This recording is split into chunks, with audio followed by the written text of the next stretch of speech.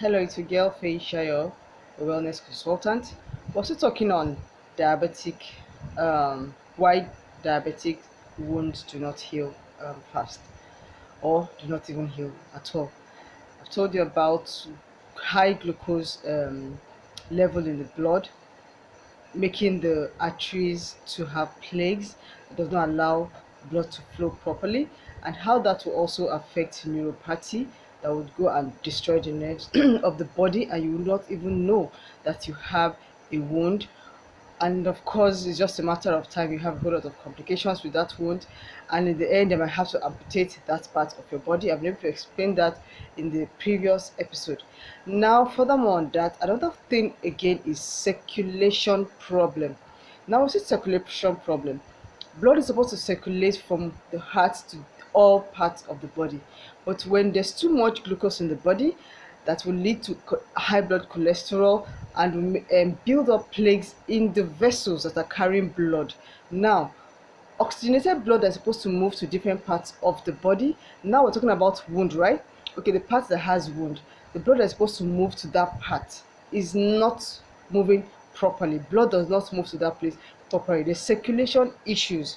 So what does that mean? That place is open for longer, and then that wound, of course, will not heal in time.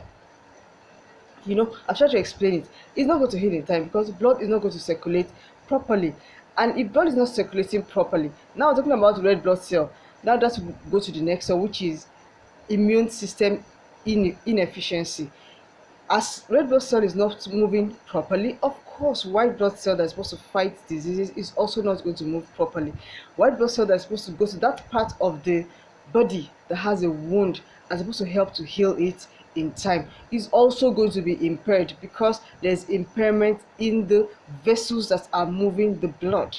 So now I hope we're understanding the picture of how bad diabetes can affect us and why it is so um awesome if we do our best to prevent it. you know by the time all of this happens, from the high blood glucose, you have neuropathy. Now you start having issues with circulation, you start having issues with the immune system not working properly, inflammation also comes in, and then there's chronic infection rate. Yes, there's chronic infection rate because the wound is open for too long due to inflammation. The wound is not, you don't even know that you have wound due to neuropathy. So of course infection rate is very high. All of these things are so avoidable. All you need to do is just ensure that you take care of your pancreas. Now when I'm talking about taking care of your pancreas, it seems like not making you understand what I'm saying.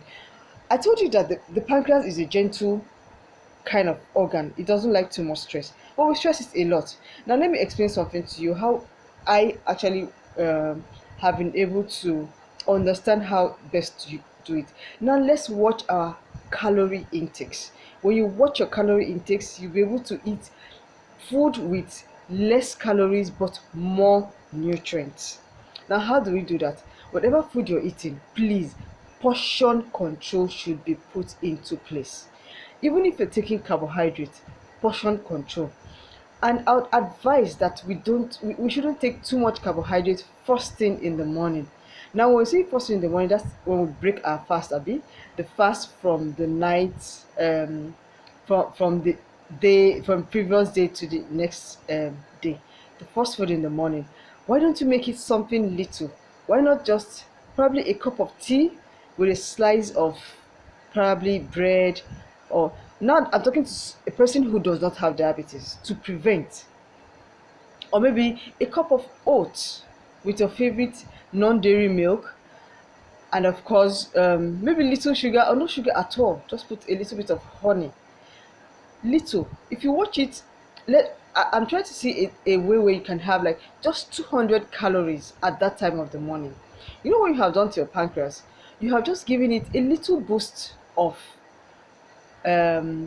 a little boost of carbohydrate. So all it's going to do is just secrete a little.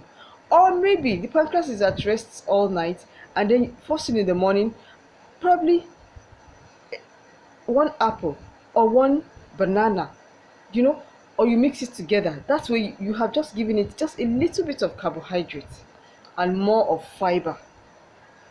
That way it's just going to secrete a little and then it will go back to rest. And then when you're eating again, maybe mid-morning food, around that, most of the time I advise that we take our breakfast, the first meal of the day, around 6 a.m., 6 to 7 a.m. At that time, take just very little food, 200 calories. If you must take any food that has calories, 200 calories, you haven't overstressed your pancreas. Then the next one again, maybe two to 300 calories again of food. At that time your body has started working, you're already getting active, you boost you increase the quantity of food you eat. Then another time you eat when you're actually trying to eat healthy. I'm telling you, you eat more than 3 times a day, but you're eating at little quantities. You control the portion of food you eat. A lot of us think that, oh, when you eat too much food at a go, you have filled up yourself and then you're good to go for the next 10 hours. Well, you might say it works for you, but it's not, it doesn't work for your pancreas. Why? Because that heap of food that you have eaten in one sitting is too much for your pancreas. Your pancreas will secrete too much insulin at that time. You have overworked it at that time. And then when you want to eat again, some people say, oh, I eat just once a day or just twice a day. At that once or twice a day, you eat, the quantity of food you eat is too much for your pancreas. You are stressing it up. So that's why it's ideal to eat like 6 times a day, or 5 or 4 times a day, but in little portions. Yes, in little portions. That way you are not overstressing your pancreas. It's not going to over secrete and then get tired too soon. So, but when you are eating too much at a city, or maybe because, oh, this is free food. Some people, when they go to parties, they eat as if the food is going out of fashion. Oh, come on. Where do you put discipline? Let's discipline ourselves in everything that we do. There's always going to be food, even if there's scarcity. Do not overeat because there's scarcity of food. Remember that there's something called your pancreas. Take care of it, or else nobody will tell you in the future by the time it decides to stop working. And you know the annoying thing about this thing, by the time you have too much glucose in your system, remember glucose is supposed to help you, the insulin is supposed to mix with glucose to give you energy. Now insulin is no longer secreted. Now you have too much glucose. What happens to you? You are always weak. And that's why you find out that a lot of people with diabetes are always weak, because the insulin that's supposed to give your glucose energy, supposed to give carbohydrate, mix the carbohydrate and give glucose energy to your cells, is no longer available. So what happens? You have so much glucose in your system, but no insulin to convert it to energy. What happens to you? You are weak. Most of the time, you are weak. You see a lot of diabetic people are always weak. Yes, because there's no insulin to help give you energy. So you see why we need to watch our diet. Please, portion control is very, very important. Very, very important, I would say. You cannot overflog it. And of course, watch your stress level. Stress would increase your cortisol, cortisol increase secretion in the body. And I told you before that too much cortisol in the body. Cortisol is natural. It's the body that secretes it naturally. But when it's secreted at the right quantity, it's HDL, that's the high density lipoprotein, which is healthy. It does not stick to the walls of your arteries or your blood vessels.